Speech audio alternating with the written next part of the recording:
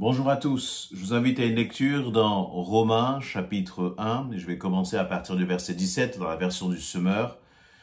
Il nous est dit ceci, en effet, cet évangile nous révèle en quoi consiste la justice que Dieu accorde. Elle est reçue par la foi, et rien que par la foi. Comme il est dit dans l'Écriture, le juste vivra par la foi. Du haut du ciel, Dieu manifeste sa colère contre les hommes qui ne l'honorent pas, et ne respectent pas sa volonté. Ils étouffent ainsi, malhonnêtement, la vérité. En effet, ce qu'on peut connaître de Dieu est clair pour eux, Dieu lui-même le leur ayant fait connaître.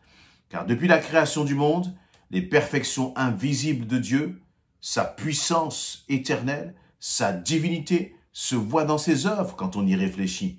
Ils n'ont donc aucune excuse. Car alors qu'ils connaissent Dieu, ils ont refusé de lui rendre honneur que l'on doit à Dieu et de lui exprimer leur reconnaissance. Ils se sont égarés dans des raisonnements absurdes et leur pensée dépourvue d'intelligence s'est trouvée obscurcie. Ils se prétendent intelligents, mais ils sont devenus fous. Ainsi, au lieu d'adorer le Dieu immortel et glorieux, ils adorent des idoles, images d'hommes mortels, d'oiseaux, de quadrupèdes et de reptiles.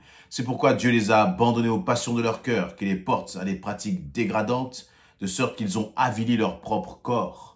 Oui, ils ont délibérément échangé la vérité concernant Dieu contre le mensonge. Ils ont adoré et servi la créature au lieu du Créateur, lui qui est loué éternellement. Amen. Je vais m'arrêter là dans ces quelques paroles et vraiment cette parole, ce passage-là de la Bible nous interpelle. Nous interpelle parce que il nous est dit que l'homme, en fait, qui se pose la question de Dieu. L'homme qui se pose la question de l'existence de Dieu, la Bible nous dit ceci, c'est que, l'existence de Dieu est une évidence. Elle est une évidence. Et on peut prendre, par exemple, le verset 19. En effet, ce qu'on peut connaître de Dieu est clair pour eux, lui-même leur ayant fait connaître. Car depuis la création du monde, verset 20, les perfections invisibles de Dieu, sa puissance éternelle, sa divinité, se voient dans ses œuvres quand on y réfléchit. Ils n'ont donc aucune excuse. Ces paroles sont dures parce qu'elles démontrent là que, celui qui cherche Dieu, celui qui cherche la vérité, il va trouver la vérité. Et d'ailleurs, Jésus lui-même va dire que celui qui cherche trouve et qu'on ouvre à celui qui frappe. Celui qui, au fond de son cœur, a un réel désir de trouver Dieu, d'obtenir des réponses dans le domaine, justement, religieux. Il va trouver le Dieu de la Bible. Il va trouver le Dieu de la parole. D'une façon ou d'une autre, Dieu va se révéler à ton cœur. Si tu cherches à connaître la vérité, si tu cherches avec sincérité, Dieu va se révéler à toi. Et à tel point qu'il nous est dit là, que ne serait-ce qu'en pensant à la création du monde. Et c'est intéressant parce que, justement, l'apôtre Paul, qui écrit à l'église de Rome, va dire, ils se sont égarés dans des raisonnements absurdes, et leur pensée dépourvue d'intelligence s'est trouvée obscurcie. L'homme a tendance, justement, à échafauder tous les raisonnements, toutes les théories pour éviter justement de reconnaître que ce monde ne peut pas être venu à l'existence par un simple Big Bang, que ce monde ne peut pas être venu à l'existence par une simple évolution, darwiniste ou évolutionniste, mais qu'il y a à l'essence de tout, il a fallu une volonté, il a fallu un créateur, et il a fallu l'amour d'un créateur pour accepter justement de faire venir cette création à l'existence. Et donc, la création nous dit de façon claire que Dieu existe. La création et la complexité même de l'homme, de sa composition, de son fonctionnement à tous les niveaux, la complexité de la pensée humaine nous montre qu'il y a un créateur, Mais lorsque l'apôtre Paul parle, par exemple, du verset 22, en disant, ils se prétendent intelligents, mais ils sont devenus fous. Il appelle là l'homme à faire preuve d'humilité, à croire et à comprendre que nous ne maîtrisons pas tout, que nous ne contrôlons pas tout, et que nous ne sommes pas d'ailleurs à l'origine, mais nous avons été créés. Nous ne sommes pas créateurs. L'homme n'est pas créateur, mais il est créature. Et là, eh bien, lorsque nous commençons à réfléchir à cela, nous commençons à réaliser réellement, si nous sommes sincères, eh bien qu'il y a un Dieu qui est créateur. Et je crois que c'est vraiment important.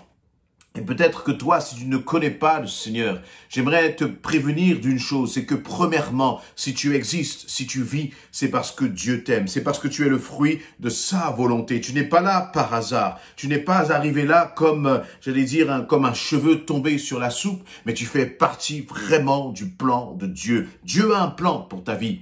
Mais en même temps, ce Dieu qui est amour, il faut que tu saches, et c'est ce qui nous est dit dans le verset 18, Dieu manifeste sa colère contre les hommes qui ne l'honorent pas et ne respectent pas sa volonté. Ils étouffent ainsi malhonnêtement la vérité. La vérité, c'est que Dieu existe. Mais lorsque nous renions Dieu, lorsque tu veux mettre Dieu en dehors de ta vie, sache que la colère de Dieu est activée, que la colère de Dieu est réveillée. Et je veux dire, la colère et la tristesse de Dieu, parce que lorsque tu ne reconnais pas le Dieu de la Bible comme le Dieu créateur, eh bien, tu es en train de porter atteinte même à ton éternité, au plan de bonheur que Dieu t'avait réservé. Et c'est ce qui va en fait activer la colère de Dieu. C'est de se dire, mais comment ne comprennent-ils pas que je les aime? Dieu t'aime. Dieu a un plan pour ta vie. Et son désir, ce n'est pas de se cacher, ce n'est pas de se dissimuler, mais c'est au contraire de se révéler à tous ceux qui le cherchent, à tous ceux qui le cherchent. Et Dieu, au final, eh bien, va dire au verset 24, que à un moment, il va laisser les hommes s'abandonner à leurs propres passions, aux passions de leur cœur. Et il va parler de pratiques dégradantes, notamment dans le domaine de la sexualité, dans le domaine de ce que l'on va appeler tous les dérèglements que l'on peut avoir dans ce monde, où on va commencer à penser en disant, mais tout est permis, j'ai le droit de tout faire. Et Dieu va décider à un moment de dire, eh bien, puisque c'est ainsi que vous voulez vivre, je vous laisse vivre de cette façon. Parce que Dieu a fait de nous des êtres libres. Dieu a fait de toi un être libre. Et de même que tu entends cette parole, Dieu te met devant un choix. Est-ce que tu veux continuer de vivre selon tes passions, selon simplement tes désirs, sachant que la réalité, c'est que tout cela te mènera à la fin de toute chose, eh bien, loin de Dieu. Et loin de Dieu, sans mâcher les mots, sans vouloir dissimuler une quelconque vérité, mais en étant aussi honnête, eh bien, vivre loin de Dieu pour l'éternité, cela s'appelle l'enfer. Et l'enfer, ce n'est pas le plan que Dieu a prévu pour toi, mais Dieu a pour toi des plans de paix, des plans d'avenir, des plans de bonheur, mais pour que tu puisses entrer dans cette dimension de l'éternité, il va falloir te positionner. Il va falloir faire des choix. Ces temps-ci, eh bien, il y a, j'entends beaucoup de personnes qui ont perdu un membre cher de leur famille. J'entends beaucoup de personnes qui ont perdu quelqu'un à qui ils étaient attachés. Et puis dans cette période de pandémie, eh bien sûr que beaucoup sont frappés. Et la seule chose qui revient souvent à mon cœur, c'est cette pensée, c'est est-ce que cette personne connaissait Jésus-Christ? Et il y a des personnes qui pendant de longues années ont refusé d'entendre Jésus-Christ et qui là, au bord de leur vie, dans leur dernier souffle, ont accepté Christ. Et je dis merci à mon Dieu, merci à toi, ô Seigneur, parce que tu es celui qui ne rejette pas jusqu'au dernier bout, jusqu'au dernier moment, jusqu'à la dernière seconde. Mais mon ami, toi qui entends ce message, sais-tu et réalises-tu que le nombre de tes jours est compté et que tu en ignores le nombre, que j'en ignore le nombre et que pour toi il est temps peut-être de te positionner devant Dieu? Est-ce que tu cherches réellement Dieu? Est-ce que tu cherches réellement la vérité? Alors je peux te garantir une chose, c'est que si tu cherches avec sincérité la vérité en Jésus-Christ, tu trouveras justement la voie. Et cette voie, elle est unique, il n'y en a pas d'autre, mais c'est la voie qui te mènera vers l'éternité. Alors, je veux vraiment t'encourager à placer ta foi, placer ton espérance en Jésus-Christ. Mets-toi, je te mets au défi de, si tu fais appel à lui, là où tu te trouves. Peut-être que tu es dans la détresse, peut-être que tu traverses un moment difficile.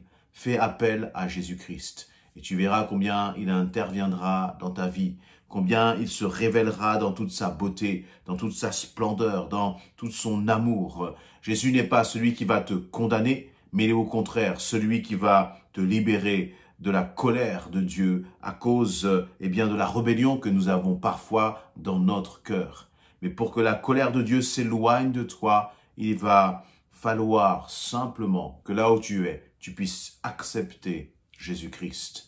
Et tu verras les choses avec un œil nouveau, avec l'œil de Christ. Que tu sois encouragé et fortifié par ces quelques paroles. Et dans ces temps troublés, dans ces temps difficiles, je veux encore te redire que la solution s'appelle Jésus-Christ.